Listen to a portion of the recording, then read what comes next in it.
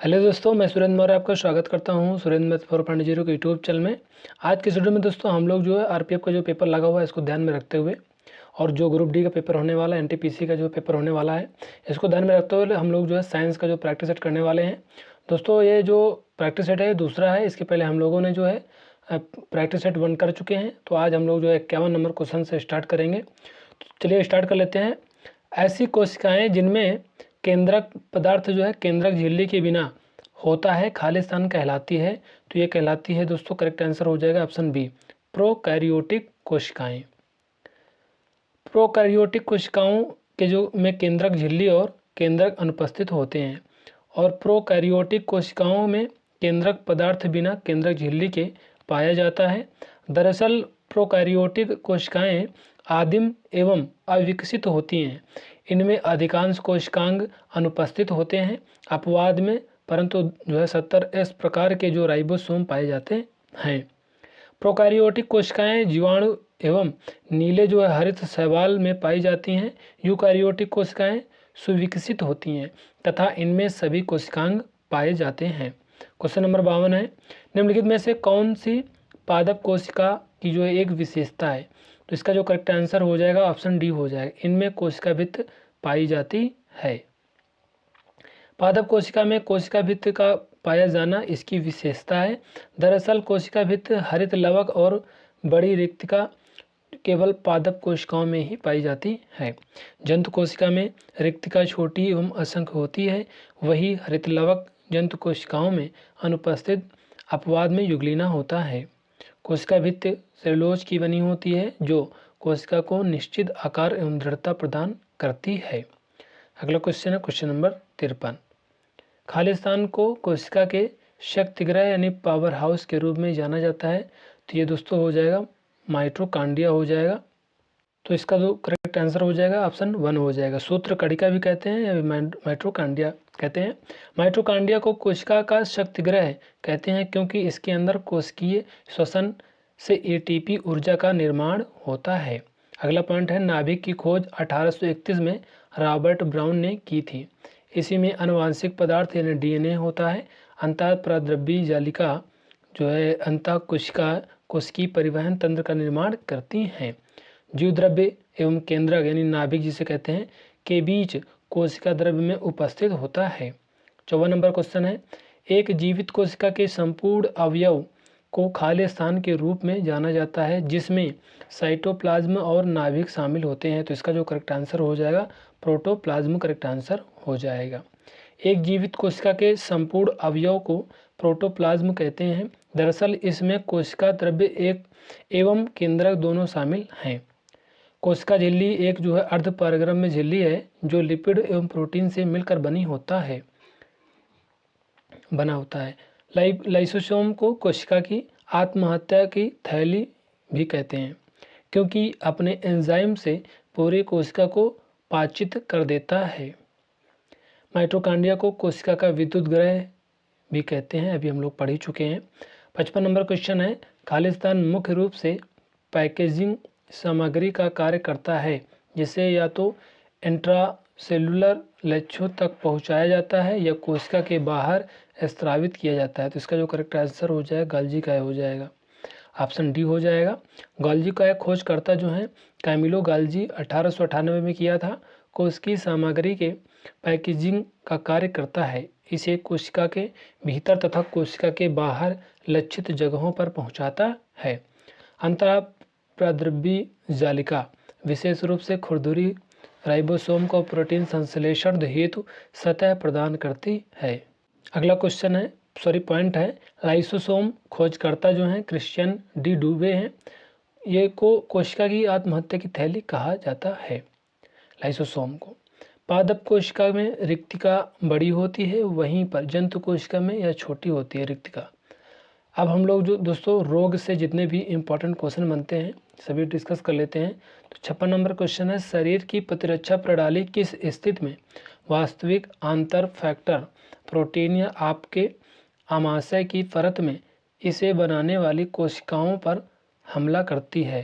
तो इसका जो करेक्ट आंसर हो जाएगा ये हो जाएगा ऑप्शन डी, प्रणाली अरक्तता करेक्ट आंसर हो जाएगा। जब शरीर में जो है विटामिन B12 साइनोकोबाल्मिन की कमी हो जाती है, जिससे शरीर की प्रतिरक्षा प्रणाली जो है वास्तविक आंतर यानी फैक्टर प्रोटीन या आमाशय की परत में इसे बनाने वाली कोशिकाओं पर हमला कर देते हैं। इस बीमारी को प्रणाली अरक्तता कहते हैं। विटामिन B12 के स्रोत हैं जैसे अंडे, मक्खन, पत्तेदार हरी सब्जियां, गाजर आदि। एनीमिया में हीमोग्लोबिन की कमी हो जाती है, जिससे थकान एवं कमजोरी महसूस होती है। विटामिन B12 में एकमात्र जो है विटामिन है जिसमें धातु कोबाल्ट पाया जाता है। विटामिन B12 जल में घुलनशील विटामिन है। इसकी कमी से मेगा प्लास्टिड एनीमिया रोग भी होता है। गौरतलब है कि सन 1912 में फंक ने विटामिन की खोज की थी। विटामिन B और C जल में घुलनशील हैं तथा विटामिन A, D, E के वसा में घुलनशील हैं। वर्निक जो है कोर्सास जो है काफ सिंड्रोम एक प्रकार का मस्तिष्क संबंधी विकार है जो स्मृति प्रणाली को प्रभावित करता है। यकृत सिरोसिस एक बीमारी है जिससे सामान्य यकृत के ऊतक के प्रतिस्थापन के साथ फैलाना फाइब्रोसिस के साथ होता है। यह यकृत की संरचना एवं कार्य को प्रभावित करता है। हार्टनप रोग एक दुर्लभ आनुवांशिक विकार है जो शरीर से ट्रिप्टोफैन और अन्य अमीनो एसिड के असमान अवशोषण और उत्सर्जन का कारण बनता है। इस बीमारी के मरीजों के मूत्र में अमीनो एसिड का उच्च स्तर होता है। क्वेश्चन नंबर 57, भोजन और ऊर्जा की कमी के कारण होने वाले गंभीर अल्प पोषण को खालिस्तान कहा जाता है। तो ये कहा जाता है सूखा रोग। अब हम लोग दोस्तों जो है एक तरफ पोषक तत्व दिया गया है और एक तरफ दिया गया है पोषक तत्वों की कमी से होने वाले रोग, यानी एक तरफ रोग और एक तरफ पोषक तत्व। प्रोटीन की जो कमी से होता है क्वासी और कोर जो है रोग हो जाता है। प्रोटीन प्लस कार्बोहाइड्रेट से जो है मारस्मस सूखा रोग होता है और आयरन की जो है कमी से एनीमिया रोग हो जाता है। आयोडीन की कमी से घेंगा रोग हो जाता है। पोटेशियम की कमी से मांसपेशियों में कमजोरी हो जाती है। 58 यानी 58 नंबर क्वेश्चन है, निम्नलिखित में से कौन सा जीवाणु संक्रमण अक्सर फेफड़ों को प्रभावित करता है। तो ये हो जाएगा ट्यूबरक्लोसिस। ट्यूबरक्यूलोसिस करेक्ट आंसर हो जाएगा। अब हम लोग जो है जीवाणु एक तरफ दिया गया, रोग दिया गया, प्रभावित अंग दिया गया और संक्रमण का माध्यम दिया गया। यानी जो है जो जीवाणु होता है साल्मोनेला टाइफी, ये जो जीवाणु है इससे जो रोग होता है टाइफाइड होता है। और जो प्रभावित अंग होता है इसमें आंतें प्रभावित हो जाती हैं टाइफाइड में। और ये संक्रमण का जो माध्यम है दूषित पानी या भोजन करने से हो जाता है। माइकोबैक्टीरियम ट्यूबरक्लोसिस ये जो है तपेदिक हो जाता है और इससे जो फेफड़ा प्रभावित होता है। ये संक्रमित किससे होता है, तो संक्रमित व्यक्ति के खांसने से और छींकने से होता है। अगला है बीमारी है जो है विब्रियो कलेरी, ये हैजा बीमारी हो जाती है इससे। और जो आंतें इसमें जो है प्रभावित होती हैं और इस दूषित पानी या भोजन करने से होता है हैजा। क्लास्ट्रिडियम टेटेनी या टेटेनस इसमें बीमारी हो जाती है और तंत्रिका तंत्र इसमें प्रभावित होती है। घाव के माध्यम से ये फैलता है। जब कोई लोहा वो लग जाता है तो घाव हो जाता है। कोरेनी बैक्टीरियम ये डिफ्थीरिया रोग हो जाता है। इसमें श्वास नली प्रभावित होती है, सांस के माध्यम से ये होता है। बेसिलस एंथ्रासिस ये एंथ्रेक्स ये बीमारी होती है, इसमें त्वचा प्रभावित होती है और संक्रमित पशु ये हो जाता है। पश्चुरेला पेक्टिस ये जो है प्लेग रोग हो जाता है। अलग अलग अंगों को प्रभावित करता है ये, जिसे चूहा से होता है प्लेग रोग और ये संक्रमित पशु से होता है एंथ्रेक्स। अगला क्वेश्चन है 59, कौन सा एक गंभीर संक्रामक जीवाणु से फैलने वाला जो आमतौर पर नाक और गले की श्लेष्मा झिल्ली को प्रभावित करता है। तो इसका जो करेक्ट आंसर हो जाएगा डिफ्थीरिया हो जाएगा। रोग एक तरफ दिया गया, जीवाणु दिया गया, प्रभावित अंग दिया गया। सिगेलोसिस यानी जीवाणु का नाम है सिगेला, इसमें जो प्रभावित होता है आंतें प्रभावित होती हैं। क्लेमाइडिया ये रोग है और जीवाणु जो होता है ट्रेकोमैटिस ये जीवाणु के द्वारा होता है और इसे जननांग प्रभावित होता है। मोनिंगो का कल ये निसेरिया जो है मेनिजेटिडिस ये जीवाणु का नाम है और ये मस्तिष्क प्रभावित होता है इससे। डिप्थीरिया से ये जो है को जीवाणु का नाम है कोराइने बैक्टीरियम और जो प्रभावित अंग है श्वसन तंत्र प्रभावित होता है। क्वेश्चन नंबर 60, सर्पिल आकार के बैक्टीरिया की पहचान कीजिए। तो इसका जो करेक्ट आंसर हो जाएगा ऑप्शन सी हो जाएगा स्पिरिलिन, स्पिरिलम करेक्ट आंसर हो जाएगा। सॉरी, यहाँ एक तरफ बैक्टीरिया दिया गया एक तरफ आकार दिया गया। तो ये जो कोकस होता है ये बैक्टीरिया ये गोल आकार का होता है और जो बेसिलस होता है ये छड़नुमा आकार का होता है। स्पिरिलम ये जो होता है सर्पिल जो आकार का होता है। और अभी क्वेश्चन पूछा गया था जो है विब्रियो ये जो है कामा आकार का होता है।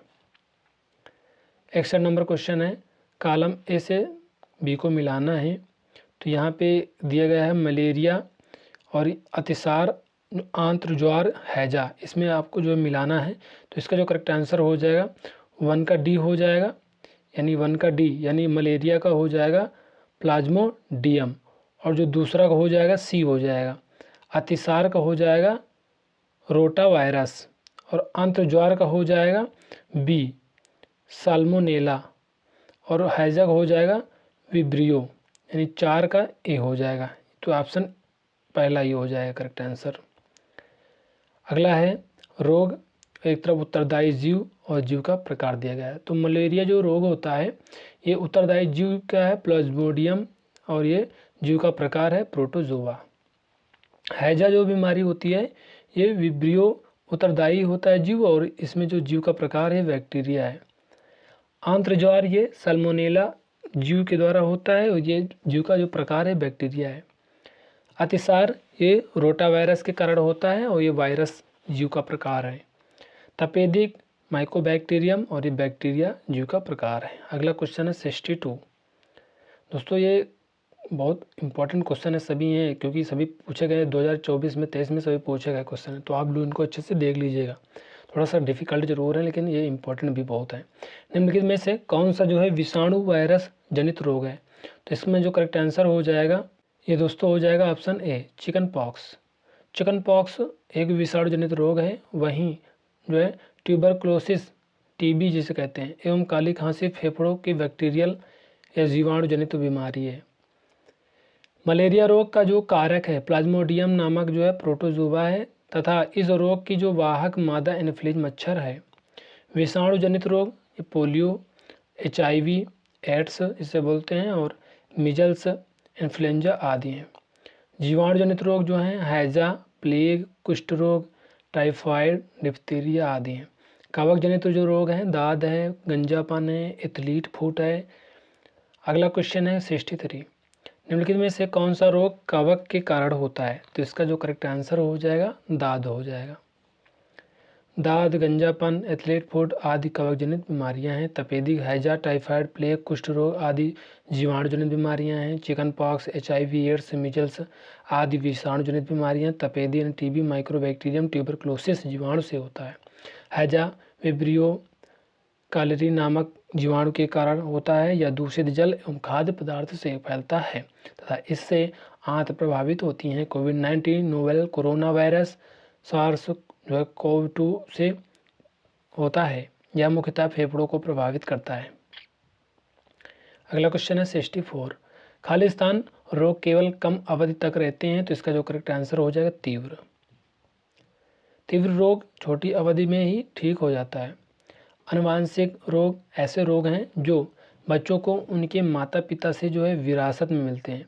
ये रोग हैं जैसे डायबिटीज़, हेमोफीलिया, वर्णांता आदि।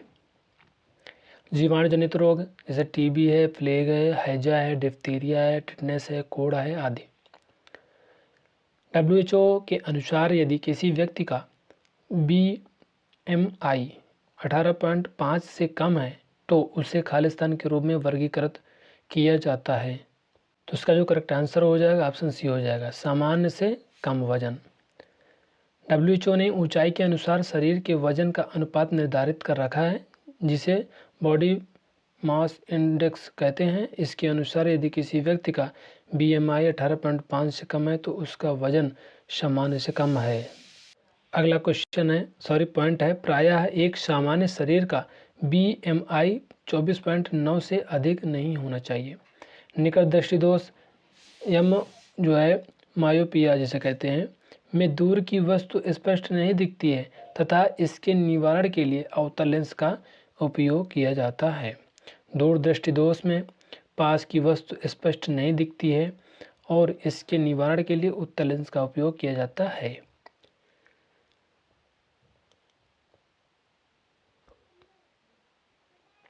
अगला क्वेश्चन है 66। निम्नलिखित में से कौन सा एक जीवाणु जनित बैक्टीरियल रोग है? तो ये हो जाएगा कुष्ठ।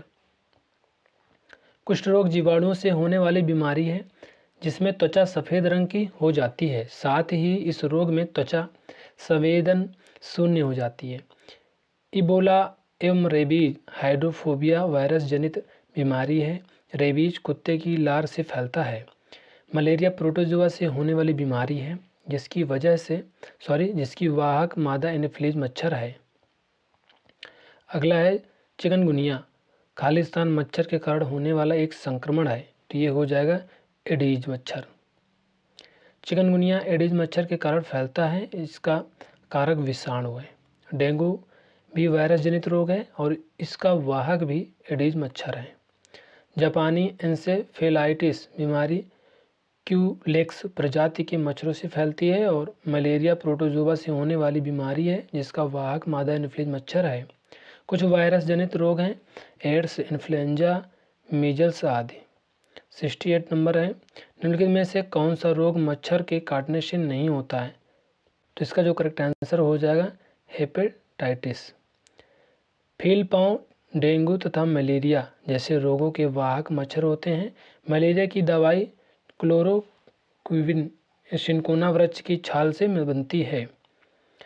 रोनाल्ड रॉस ने मलेरिया के परजीवी प्लाज्मोडियम के जीवन चक्र पर अनुसंधान किया था। इस कार्य हेतु इन्हें वर्ष 1902 में चिकित्सा का नोबेल पुरस्कार मिला था। 69 नंबर क्वेश्चन है। निम्नलिखित में से किस यकृत शोध विषाणुओं यानी हेपेटाइटिस वायरस के लिए कोई टीका नहीं है? तो इसका जो करेक्ट आंसर हो जाएगा ऑप्शन बी हो जाएगा यकृत शोध विषाणु सी, हेपेटाइटिस सी जिसे कहते हैं। हेपेटाइटिस एक प्रकार का वायरस संक्रमण है जो यकृत में सूजन पैदा करता है। हेपेटाइटिस ए और ई तीव्र संक्रमण है किंतु हेपेटाइटिस बी, सी और डी मंद संक्रमण है। हेपेटाइटिस के जो मुख्य लक्षण हैं जैसे थकान, पेट दर्द, पीलिया आदि। प्रायः हेपेटाइटिस ए एवं ई दूषित जल एवं भोजन से होता है तथा हेपेटाइटिस बी, सी, डी संक्रामक रक्त से वीर्ययून के स्राव संपर्क से होता है। अगला है 70 नंबर। कंजक्टिवाइटिस मुख्य रूप से खालिस्तान से संबंधित एक संक्रमण है। तो ये हो जाएगा आँख से। कंजक्टिवाइटिस नेत्र श्लेष्माला एक जो है पतली पारदर्शी झिल्ली है। इस पलकों के श्वेत भाग को ढक लेती है या पलकों के श्वेत भाग को ढक लेती है। यह वायरस या बैक्टीरिया के सामान्य संक्रमण से हो सकता है, हालांकि इसमें आमतौर पर दृष्टि प्रभावित नहीं होती है। मायोपिया निकट दृष्टि दोष कहते हैं में दूर की वस्तुएं धुंधली दिखाई देती हैं तथा पास की वस्तुएं स्पष्ट दिखाई देती हैं। इसके उपचार हेतु अवतल लेंस का प्रयोग करते हैं। अगला पॉइंट है हाइपरमेट्रोपिया यानी दूरदृष्टि दोष जिसे कहते हैं।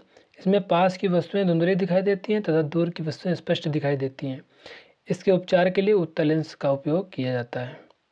पोलियो रोग निम्न में से किस प्रकार के जीव के कारण होता है? तो इसका जो करेक्ट आंसर हो जाएगा विषाणु हो जाएगा। पोलियो विषाणु जनित रोग है। पोलियो की जो वैक्सीन यानी टीका 1955 में जोनास साल्क ने बनाया। फिर 1961 में डॉक्टर अल्बर्ट शाबिन ने ओरल पोलियो वैक्सीन OPV बनाया। अन्य विषाणु जनित रोग हैं जैसे HIV, एड्स, चेचक, chicken pox, influenza, flu, measles आदि। जीवाणु जनित रोग अभी हम लोग पढ़ भी चुके हैं पीछे, TB, कुष्ठ रोग, टाइफाइड आदि। प्रोटोजुआ जनित रोग मलेरिया, पायरिया जो है अमीबियासिस आदि। कवक जनित रोग दाद, एथलीट, फुट, गंजापन। दोस्तों बार बार हम लोग रिवीजन करेंगे तो अच्छे से तैयार हो जाएंगे। टाइफाइड बुखार की उपस्थिति की पुष्टि करने के लिए निम्नलिखित में से किस परीक्षण का उपयोग किया जाता है? तो इसका जो करेक्ट आंसर हो जाएगा बी हो जाएगा विडाल टेस्ट। विडाल टेस्ट से टाइफाइड बुखार की पुष्टि की जाती है।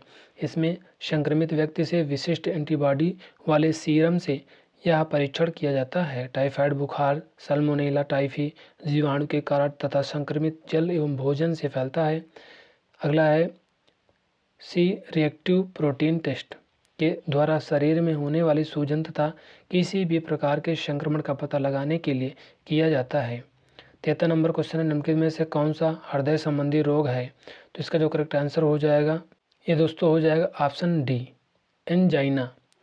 सीएडी कोरोनरी धमनी, पेरिकार्डियल और एंजाइना हृदय संबंधी रोग है। हार्मोन दिए गए हैं और ग्रंथ दिए गए हैं। हार्मोन की कमी से होने वाले जो है रोग दिए गए हैं। तो थायरॉक्सिन जो हार्मोन होता है, इसमें जो ग्रंथि का नाम है थायराइड ग्रंथि है और इसमें जो कमी से होने वाला रोग है घेंगा हो जाता है। इंसुलिन ये जो हार्मोन का नाम है और ये अग्न्याशय ग्रंथि का नाम है और हर कमी से होने वाला रोग ये मधुमेह हो जाता है। इंसुलिन की कमी से मधुमेह रोग होता है। वृद्धि हार्मोन पिट्यूटरी ग्रंथि, इसमें कमी पौनापन और अधिकता हो जाती है तो एक्रोमिगेली हो जाता है। एड्रेनालिन ये अधिवृक्क ग्रंथि और तनाव को संभालने में कठिनाई होती है। पैराथायराइड हार्मोन पैराथायराइड ग्रंथि और हाइपोपैराथायराइडिज्म ये जो है रोग हो जाता है। कोर्टिसोल ये अधिवृक्क ग्रंथि और एडिसन रोग हो जाता है। 74 नंबर क्वेश्चन है, कौन सा विटामिन नवजात शिशुओं में तंत्रिका ट्यूब दोष को रोकता है? तो इसका जो करेक्ट आंसर हो जाएगा फोलिक अम्ल हो जाएगा। 2024 में क्वेश्चन सभी पूछे गए हैं, इंपॉर्टेंट क्वेश्चन है। फोलिक अम्ल को विटामिन B9 या फोलासीन और फोलेट के नाम से भी जाना जाता है। यह खाद्य पदार्थों में फोलेट के रूप में प्राकृतिक रूप से पाया जाता है। यह तंत्रिका तंत्र को स्वस्थ बनाए रखता है और लाल रक्त कोशिकाओं के निर्माण में मदद करता है। इसके प्रमुख स्रोत हैं पत्तेदार सब्जियां, ब्रोकली, दूध, फल, मेवा इत्यादि। 75 है, दंत प्लाक बनने के कारण की जो है पहचान कीजिए। तो ये ऑप्शन दिए गए हैं, पहला है, दूसरा है, तीसरा है, चौथा है। तो इसमें जो करेक्ट आंसर हो जाएगा ये हो जाएगा पहला ऑप्शन। बहुत सारी जीवाणु कोशिकाएं भोजन के कणों के साथ मिलकर दांतों में चिपक जाती हैं। एनिमल दांतों की परत होती है जो कैल्शियम फॉस्फेट से बनी होती है। बहुत इंपॉर्टेंट क्वेश्चन है दोस्तों। जो एनिमल होता है यह मनुष्य के शरीर का सबसे कठोर पदार्थ होता है। मुंह के पीएच का जो मान होता है मुंह के अंदर का, ये 5.5 से कम होने पर यह संक्षारित होने लगता है। मुंह में उपस्थित बैक्टीरिया भोजन के पश्चात जो है मुंह में अवशिष्ट भोजन के कणों के साथ दंत प्लाक का निर्माण करते हैं। 76 नंबर क्वेश्चन है, जीवाणु की एक विशेषता यह है कि जब तक कि वे किसी जीवित जीव में प्रवेश नहीं करते हैं और जीव की कोशिका का उपयोग करके वृद्धि करना शुरू नहीं करते हैं तब तक वे जीवन का कोई लक्षण नहीं दिखाते हैं। इसका मुख्य कारण क्या है? तो इसका जो मुख्य कारण है ये ऑप्शन दिए गए हैं। तो इसका जो करेक्ट आंसर हो जाएगा ऑप्शन बी हो जाएगा। उनमें कोशिका झिल्ली और अन्य अंगक नहीं होते हैं, यही कारण है मेन। वायरस की जो खोज है ये इवानोवस्की ने सन 1892 में तंबाकू की पत्ती की जो है मोजैक रोग के रोगाणु के अध्ययन के दौरान किए थे वायरस की खोज। और मार्टिनस बेजरिनक ने सन 1898 में इसे संक्रामक द्रव्य कहा और वायरस नाम दिया। वेंडेल स्टैनली ने सन 1935 में इसे क्रिस्टलीकृत किया। इसके लिए सन 1946 में इन्हें नोबेल पुरस्कार मिला है। वायरस में प्रोटीन के अतिरिक्त आनुवंशिक पदार्थ होता है जो आरएनए अथवा डीएनए हो सकता है, दोनों नहीं हो सकते। पादप वायरस में एक जो है लड़ी वाला आरएनए होता है और जंतु वायरस में एक अथवा दो लड़ी वाला आरएनए अथवा डीएनए होता है। वायराइड में जो है आरएनए और प्रोटीन आवरण नहीं पाया जाता है। 77 नंबर क्वेश्चन है, किस सिंड्रोम के कारण कंधों के बीच एक जो है मोटा कुबड़, एक गोल चेहरा और त्वचा पर गुलाबी या बैंगनी खिंचाव के निशान हो जाते हैं? तो इसका जो करेक्ट आंसर हो जाएगा बी हो जाएगा, कुशिंग सिंड्रोम। सामान्य सिंड्रोम और उनके कारण। सिंड्रोम का नाम, कारण और मुख्य लक्षण दिया गया है। ये हो जाएगा मार्फन सिंड्रोम। ये फाइब्रिलिन फर्स्ट जीन में बदलाव एक कारण है। हाथ और पैर और उंगलियां बहुत लंबी होती हैं। और डाउन सिंड्रोम में अतिरिक्त 21वें गुणसूत्र की प्राप्ति होती है। मानसिक विकास में देरी होती है। टर्नर सिंड्रोम में महिलाओं में एक एक्स गुणसूत्र की अनुपस्थित होती है, छोटी कद काठी होती है। और कुशिंग सिंड्रोम में कोर्टिसोल हार्मोन का अधिक स्रावित होना, कमजोर मांसपेशियां, गोल चेहरा, त्वचा एवं पर गुलाबी या बैंगनी निशान अभी हम लोग पढ़ ही चुके हैं। एडवर्ड्स सिंड्रोम अतिरिक्त 18वां गुणसूत्र, छोटा सिर और असामान्य अंग, शरीर एवं मानसिक विकास में समस्या। अगला है प्रेडर विली सिंड्रोम। 15वें गुणसूत्र में दोष, ज़्यादा भूख, मोटापा, विकास में देरी। क्वेश्चन नंबर 78, जल पिस्सू और प्लवक जैसे शिकार को पकड़ने और अचेत करने के लिए संघ फाइलम नाइडेरिया के पास कौन सी विशेष तंत्रिका कोशिकाएं होती हैं?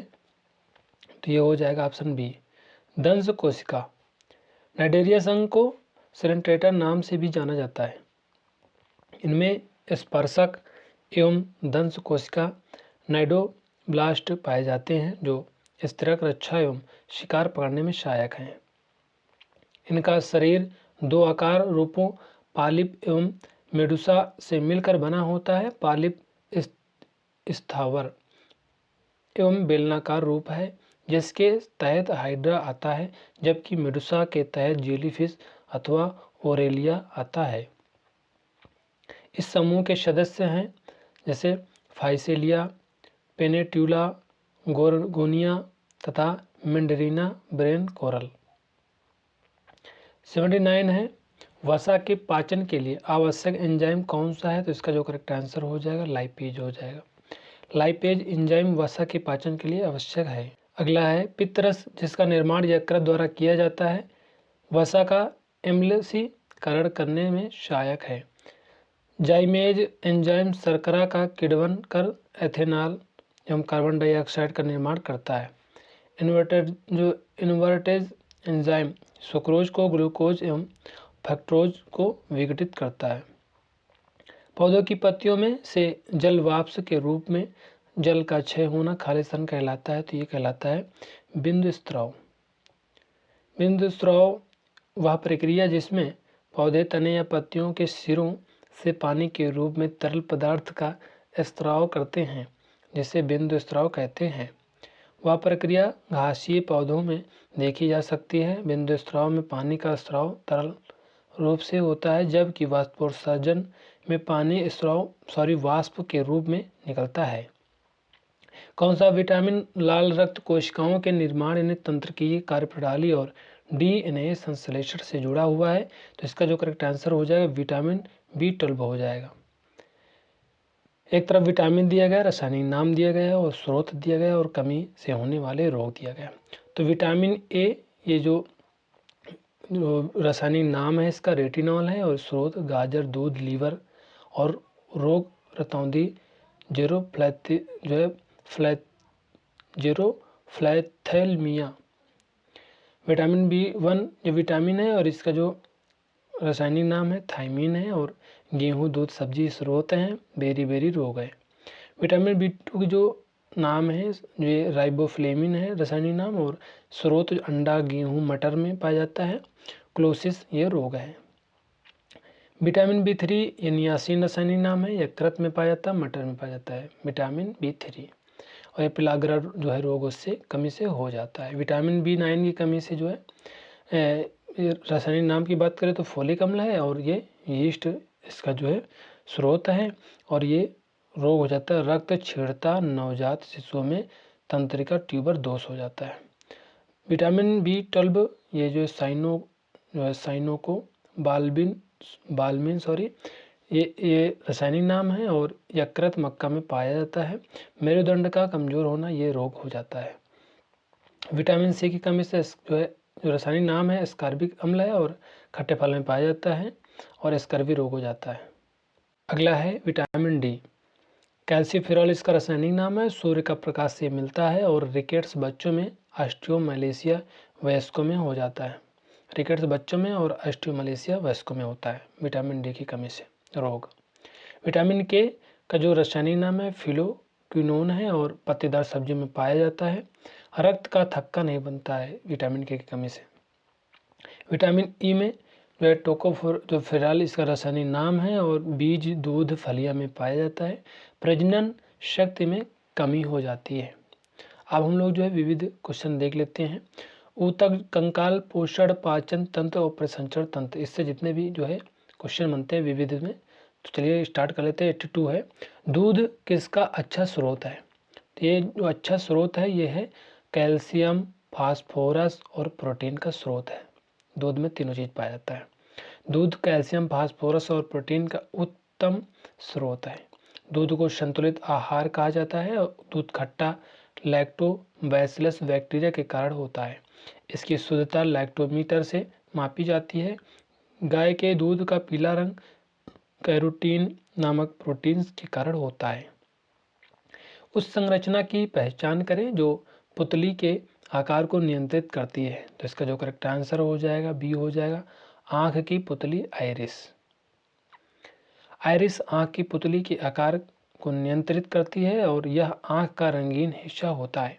कार्निया आँख की सबसे बाहरी पारदर्शी परत होती है और प्रकाश इसी से आँख में प्रवेश करता है।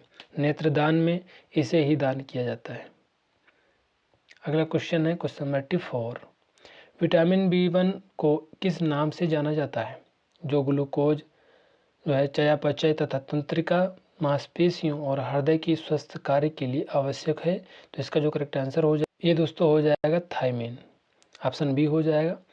85 नंबर जो क्वेश्चन है, गर्भाशय, आँख की पुतली और श्वसन नली में किस प्रकार की जो है पेशियाँ होती हैं? तो इसका जो करेक्ट आंसर हो जाएगा ये हो जाएगा ऑप्शन डी, अरेखित पेशियाँ यानी चिकनी पेशी जिसे कहते हैं। अनैच्छिक या चिकनी पेशी एक जो है केंद्रकीय होती है या अनैच्छिक गतियों को नियंत्रित करती है।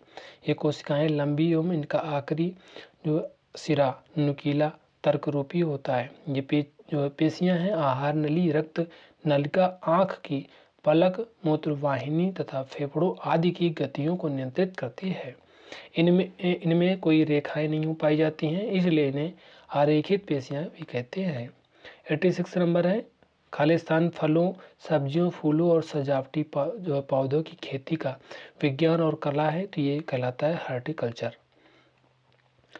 कृषि के विशेष प्रकार जैसे दिए गए हैं, एक तरफ विटिकल्चर है, ये अंगूरों का उत्पादन, पोमोलॉजी फल का विज्ञान और एपीकल्चर मधुमक्खी पालन, फ्लोरिकल्चर फूलों की कृषि का अध्ययन करना, हॉर्टिकल्चर ये बागवानी फसलों का उत्पादन।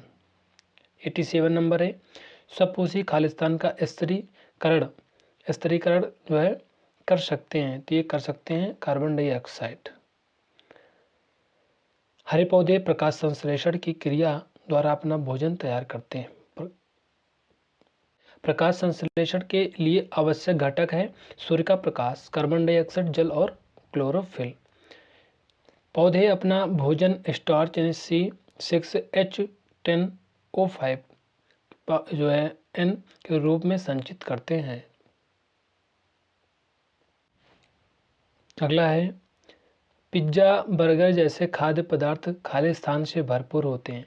तो ये होते हैं कार्बोहाइड्रेट से भरपूर होते हैं। हमारे भोजन के मुख्य पोषक तत्व कार्बोहाइड्रेट, प्रोटीन, वसा, विटामिन, खनिज लवण, जल, फाइबर यानी रुक्षांश हैं। पोषक तत्व, स्रोत और उपयोगिता। कार्बोहाइड्रेट जो पोषक तत्व है ये स्रोत अनाज से, गन्ना से, शहद से मिलता है और उपयोगिता शरीर को ऊर्जा देना। प्रोटीन सोयाबीन, दाल, अंडा आदि से मिलता है और शरीर निर्माण करना। वसा तेल, घी, मूंगफली आदि शरीर की ठंड से रक्षा करना। विटामिन और खनिज लवण फल और सब्जी शरीर की रोगों से रक्षा। जल खीरा, ककड़ी, तरबूज आदि शरीर के तापमान को नियंत्रित करना और अपशिष्ट पदार्थों को शरीर से बाहर निकालना। फाइबर फल, सब्जियां, फलियां, अनाज आदि पाचन प्रक्रिया को सुचारू रूप से चलाना में सोच बनाना। नोट में देख लेते हैं, प्रोटीन की कमी से बच्चों में जो है क्वाशियोरकर रोग हो जाता है। कार्बोहाइड्रेट और प्रोटीन की कमी से बच्चों में मारास्मस रोग हो जाता है। वेरी इंपॉर्टेंट है। 89 नंबर क्वेश्चन है, भोजन के किस भाग से शौच बन कर निकलता है? तो इसका जो करेक्ट आंसर हो जाएगा अप्रयुक्त भोजन। 90 नंबर क्वेश्चन है, ग्लूकोज की 6 अवयवों वाली चक्रीय संरचना को पाइरानोज संरचना क्यों कहा जाता है? तो इसका जो करेक्ट आंसर हो जाएगा ये हो जाएगा ऑप्शन ए। पाइरन एक चक्रीय कार्बनिक यौगिक है जिसमें एक ऑक्सीजन परमाणु और 5 कार्बन परमाणु वलय में होते हैं। अगला क्वेश्चन है 91, आयोडीन की कमी से खालिस्तान हार्मोन की अपर्याप्तता मात्रा उत्पन्न होती है। तो इसका जो करेक्ट आंसर हो जाएगा थायराइड हो जाएगा। हार्मोन दिए गए, अंतःस्रावी ग्रंथ दिया गया, कार्य दिया गया। तो वृद्धि हार्मोन जो है पीयूष पिट्यूटरी ग्रंथि अंतःस्रावी ग्रंथि है और कार्य वृद्धि को प्रेरित करना। अगला है मेलाटोनिन पीनियल ग्रंथि है और सोने जागने के चक्र को नियंत्रित करना। अगला क्वेश्चन है 92, मूंगफली के शीतल दाबन पर तेल निकलता है या खालिस्तान की उपस्थिति को इंगित करता है? तो ये हो जाएगा ऑप्शन बी, वसा हो जाएगा। 93 नंबर क्वेश्चन है, निम्नलिखित में से कौन सा जिम्नोस्पर्म है? तो ये हो जाएगा डी, साइकस। जिम्नोस्पर्म दो ग्रीक शब्दों जिम्नो और स्पर्मा से मिलकर बना है। जिम्नो का अर्थ है नग्न एवं स्पर्मा का अर्थ है बीज, इसलिए इन्हें नग्न बीजी पौधे भी कहा जाता है। उदाहरण पाइनस और साइकस। दोस्तों गले में थोड़ा सा प्रॉब्लम है इसलिए वॉइस क्लियर नहीं आ रही है। वह अगला है, वृद्धि और विकास के लिए निम्नलिखित में से कौन सा सबसे आवश्यक है? तो ये हो जाएगा ऑप्शन डी, प्रोटीन। प्रोटीन जो वृद्धि और विकास के लिए आवश्यक है, इसकी कमी से क्वाशियोरकोर रोग हो जाता है। लवण का जो निर्माण है अम्ल और क्षार की अभिक्रिया के फलस्वरूप होता है। निम्नलिखित में से कौन सा हरा शैवाल है जो विभिन्न प्रकार के समुद्री और ताजे पानी के विशाल भंडारों में पाया जाता है? तो इसका जो करेक्ट आंसर हो जाएगा जो है क्लेडोफोरा हो जाएगा। क्लेडोफोरा एक प्रकार का हरा शैवाल है। यह बहुकोशिकीय एवं फिलामेंट्स संरचना वाला शैवाल है जो मीठे और खारे पानी में पाया जाता है। पारफाइरा एक प्रकार का लाल शैवाल है। जिलीडियम से एगार प्राप्त किया जाता है। अगला क्वेश्चन है, निम्नलिखित में से कौन सा खनिज अस्थियों और दांतों को स्वस्थ बनाए रखने के लिए आवश्यक होता है? तो इसका जो करेक्ट आंसर हो जाएगा फास्फोरस हो जाएगा। एक तरफ खनिज दिया गया, संकेत दिया गया, परमाणु क्रमांक दिए गए और उपयोग दिया गया। तो फास्फोरस जो है इसका संकेत पी है, परमाणु क्रमांक 15 है, हड्डियों और दांतों के निर्माण में उपयोग है। पोटेशियम के 19 परमाणु जो है क्रमांक और मांसपेशियों और को क्रियाशील बनाता है ये। फ्लोराइड F और 9 परमाणु क्रमांक है, दांतों की सुरक्षा करता है। सोडियम Na से प्रदर्शित करते हैं। 11 परमाणु क्रमांक है, मांसपेशियों के संकुचन एवं विश्राम में सहायक है।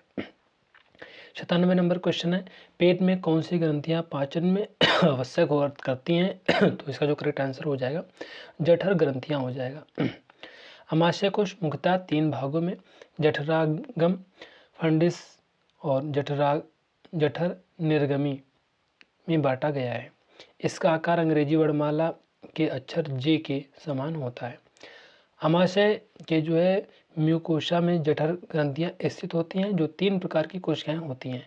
पहला है श्लेष्मा ग्रीवा कोशिका, म्यूकस का स्राव करती हैं और ऑक्सीनेटिक कोशिकाएं हाइड्रोक्लोरिक अम्ल का स्राव करती हैं।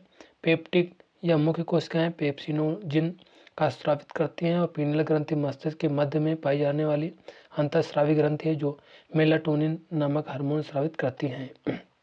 थायराइड जो ग्रंथि है गर्दन के सामने स्थित एक अंतःस्रावी ग्रंथि है जो थायरोक्सिन टी और ट्राई आयोडोथायोनिन T3 नामक हार्मोन स्रावित करती हैं।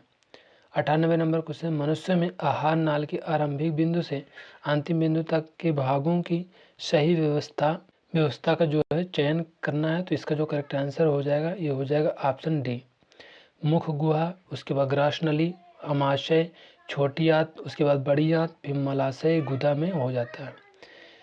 अगला क्वेश्चन है क्वेश्चन नंबर जो है अगला जो दिया गया है ये हो जाएगा ऑप्शन। अगला क्वेश्चन है 99, लार और असुर में विद्यमान प्रतिजीवाणु एंजाइम को क्या कहते हैं? तो ये हो जाएगा लाइसोजाइम जाइम। लार और असुर में लाइसोजाइम एंजाइम पाया जाता है जो बैक्टीरिया को नष्ट करता है। लाइपेज वसा को पचाने वाला एंजाइम है। अगला क्वेश्चन है क्वेश्चन नंबर 100। पर्णविन्यास शब्द किसके प्रतिरूप पैटर्न से संदर्भित है? तो इसका जो करेक्ट आंसर हो जाएगा पत्तियों का विन्यास हो जाएगा। तने अथवा शाखा पर पत्तियों के क्रमबद्ध ढंग से लगने की जो प्रक्रिया को पर्णविन्यास कहते हैं। यह 3 प्रकार का होता है। एकांतर प्रकार गुड़हल, सरसों और सूर्यमुखी के पौधे की पत्तियों में यह क्रम पाया जाता है। सम्मुख प्रकार कोलोट्रोपिस, आक और अमरूद के पौधे की पत्तियों में यह क्रम पाया जाता है। चक्र जो है दार प्रकार, ये जो है एल्सटोनिया डेविल ट्री के पौधे की पत्तियों में यह क्रम पाया जाता है। दोस्तों इस तरह से हम लोगों ने 50 क्वेश्चन डिस्कस कर लिया जो कि 51 से 100 तक थे। दोस्तों थोड़ा सा गले में प्रॉब्लम है इसलिए जो है आवाज़ जो है क्लियर नहीं आ पाई रही है, तो इसलिए अब मिलेंगे नेक्स्ट वीडियो में। तब तक के लिए जय हिंद, जय भारत।